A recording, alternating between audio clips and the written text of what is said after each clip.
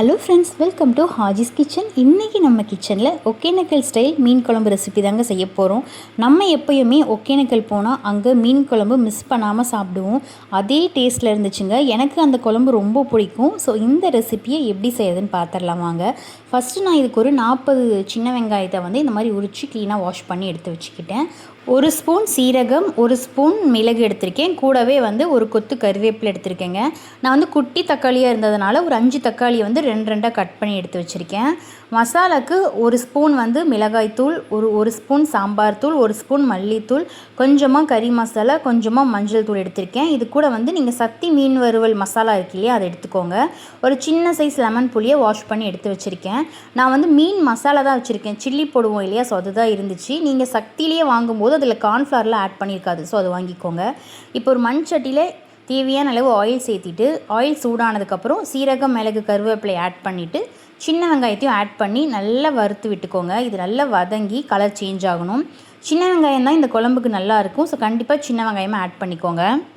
இந்த அளவு நல்லா வதங்கி வந்ததுக்கப்புறம் நம்ம 2 கட் பண்ணி வச்சுருக்கோம் இல்லையா, அந்த தக்காளியும் சேர்த்து நல்லா வதக்கி விட்டுக்கலாம். தக்காளி தோல் உறிஞ்சு நல்லா மசிஞ்சு வந்துடணும், அந்த அளவு வதக்கி விட்டுக்கலாங்க. இது கூடவே சின்ன லெமன் சைஸ் புளி எடுத்திருந்தேன். ஸோ அதை புளியவே அப்படியே ஆட் பண்ணிடலாம். ஏன்னா இந்த குழம்புல புளி கரைச்சி ஆட் பண்ணுறதில்ல, புளியை அப்படியே ஆட் பண்ணிடுறாங்க. ஸோ நம்ம புளியை நம்மளும் அப்படியே ஆட் பண்ணிடலாம்.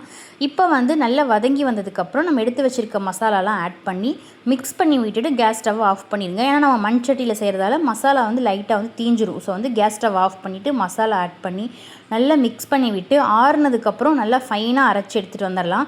நான் இன்றைக்கி மிக்சர் ஜாரில் தான் அரைக்கிறேன். நீங்கள் ஆட்டாங்கல் இருந்துச்சுன்னா அதில் அரைச்சிக்கோங்க. ரொம்ப டேஸ்ட்டாக இருக்கும். பர்ஃபெக்டாக அவங்க வைக்கிற மாதிரி டேஸ்ட்லேயே இருக்குங்க. இப்போ இந்த அளவு நான் ஃபைனாக அரைச்சி கொஞ்சமாக தண்ணி மிக்ஸ் பண்ணி எடுத்துகிட்டு வந்துட்டேன். ஃப்ரெஷ்ஷாக அரைச்ச இஞ்சி பூண்டு பேஸ்ட்டு ஒரு 2 டேபிள் ஸ்பூன் எடுத்து வச்சுருக்கேங்க. கொஞ்சமாக வெந்தயம், சீரகம், ஒரு கொத்து கருவேப்பிலை எடுத்திருக்கேன். நான் இந்த குழம்பு சங்கரா மீன் இருக்கு இல்லையா, ஸோ அதுதான் வாங்கியிருந்தேன். சங்கரா கூட இன்னொரு மீன் இருந்துச்சு. இது மஞ்சள் சங்கராவா என்னன்னு தெரியல. ஸோ இதையும் கொடுத்துருந்தாங்க. ஸோ 2யுமே கட் பண்ணி நல்லா க்ளீனாக வாஷ் பண்ணி எடுத்துருக்கேங்க. நம்ம இது ஆற்று மீனில் தான் குழம்பு செய்வாங்க. ஸோ எனக்கு கடல் மீன் தான் கிடச்சதுனால இன்றைக்கி இதிலேயே செஞ்சுட்டேன். இப்போ ஒரு கடாயில் தேவையான அளவு ஆயில் சேர்த்திட்டு ஆயில் நல்லா சூடானதுக்கப்புறம் நம்ம எடுத்து வச்சுருக்க சீரகம், வெந்தயம், கருவேப்பிலையை ஃபஸ்ட்டு போட்டுடலாம். நான் இதுக்கு முன்னாடி ஒரு ஃபிஷ் குழம்பு ரெசிபி போட்டிருந்தேன். அதுக்கு நிறைய பேர் ரொம்ப டேஸ்ட்டாக இருக்குன்னு கமெண்ட் பண்ணியிருந்தீங்க. அது எங்கள் அம்மா சொல்லி கொடுத்த ரெசிபி. 5 வகையான ஆயில் சேர்த்தி செய்கிறது ரொம்ப டேஸ்ட்டாக இருக்கும். உங்களுக்கு மீன் குழம்பு ரொம்ப டேஸ்ட்டாக சாப்பிட்ணுன்னா கண்டிப்பாக அந்த ரெசிபியை ட்ரை பண்ணி பாருங்கள். ரொம்ப நல்லா இருக்குங்க. இப்போ கருவேப்பிலை, சீரகம், வெந்தயம் நல்லா பொரிஞ்சதுக்கப்புறம் ஃப்ரெஷ்ஷாக அரைச்சி வச்சிடணும் இல்லையா, இஞ்சி பூண்டு பேஸ்ட் அதை ஆட் பண்ணி நல்ல ராஸ்மெல் போனதுக்கப்புறம் நம்ம அரைச்சி வச்சிடணும்ல மசாலா, அதை ஆட் பண்ணிக்கலாம். முக்கியமாக இஞ்சி பூண்டு நல்ல கலர் சேஞ்ச் ஆகணும். பச்சை வாசம் போனதுக்கப்புறம் அரைச்சி வச்ச மசாலாவை ஆட் பண்ணுங்கள். இப்போ பாருங்கள் எந்த அளவு கலர் சேஞ்ச் ஆகிருக்குன்னு. இப்போ நம்ம அரைச்சி வச்ச மசாலாவை சேர்த்திட்டு இது கூட நான் கொஞ்சமாக தண்ணி சேர்த்திக்கிறேன். ஏன்னா மசாலா ரொம்ப திக்காக இருக்குது. இது கூட ஒரு 1.5 டம்ளர் அளவு தண்ணி சேர்த்தி நல்லா மிக்ஸ் பண்ணி விட்டுட்டு குழம்புக்கு தேவையான அளவு கல்லுப்பையும் சேர்த்தி நல்லா மிக்ஸ் பண்ணி விட்டுக்கலாங்க. குழம்பு ஒரு 15 நிமிஷம் நல்லா கொதிக்கட்டும். அதுக்கப்புறம் நம்ம மீன் சேர்த்திக்கலாம்.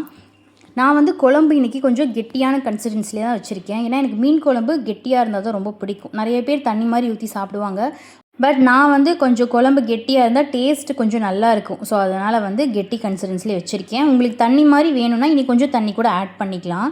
குழம்பு நல்லா கொதித்து இந்த அளவு வந்ததுக்கப்புறம் நம்ம மீன் சேர்த்திக்கலாம். மீன் சேர்த்துனாவே தெரியும் குழம்பு எவ்வளோ கெட்டியாக இருந்தாலும் கொஞ்சம் தண்ணி விட்ட மாதிரி ஆயிரும். ஸோ நான் கெட்டி ஆனதுக்கப்புறம் ஆட் பண்ணி மீன் சேர்த்திட்டு லிட் போட்டு மூடி ஒரு லோ ஃப்ளேமில் 10 நிமிஷம் வச்சா போதுங்க. மீன் நல்லா சாஃப்டாக வெந்துடும். குழம்பு பர்ஃபெக்டாக சூப்பராக ரெடி ஆயிருங்க. ரொம்ப ரொம்ப டேஸ்ட்டாக இருந்துச்சுங்க. கண்டிப்பாக ட்ரை பண்ணி பாருங்கள். கிட்ஸ்லேருந்து பெரியவங்க வரைக்கும் விரும்பி சாப்பிடுவாங்க. ஃபைனலாக பாருங்கள் மீன் குழம்பு எவ்வளோ நல்லா வந்திருக்குன்னு. அப்படியே ஒகேனக்கல் ஸ்டைலில் தான் இருந்துச்சு. ரொம்ப நல்லா இருந்தது. கண்டிப்பாக ட்ரை பண்ணி பாருங்கள். நான் இந்த குழம்பு கூட மெரினா பீச்சில் ஃபிஷ் ஃப்ரை செய்வாங்க இல்லையா, அதை வச்சு சாப்பிட்டா ரொம்ப நல்லாயிருக்கு. அந்த ரெசிபியை நெக்ஸ்ட் வீடியோவில் ஷேர் பண்ணுறேன்.